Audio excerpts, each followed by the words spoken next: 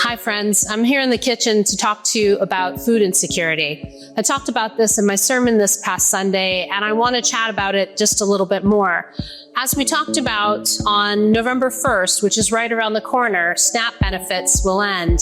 Those benefits provide a bridge between people who don't quite have the resources to feed their families and their ability to do that.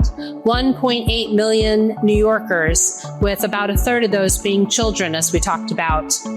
And so it's not just SNAP, actually. It also affects with the WIC program and TFAP, the Emergency Food Assistance Program that helps food banks provide food to those in need.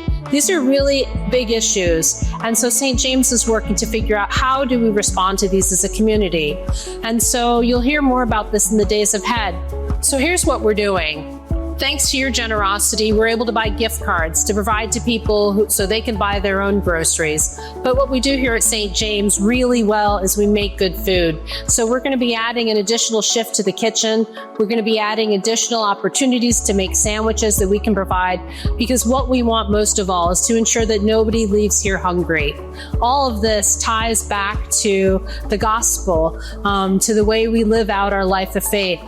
There's a poster to the left of our door that lays out these principles of how we're called to care for one another. That section comes from Matthew 25. I hope you'll join us in helping to respond to this issue.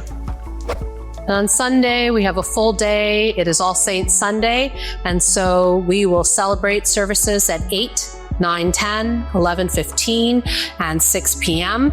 Between the 9, 10, and 11, 15 services at 10:15, the Reverend Canon Michael Ambler, who is the retired canon for the Ordinary in the Diocese of Maine, will be with us talking about some extraordinary work that he does with an organization called Restoration Laos.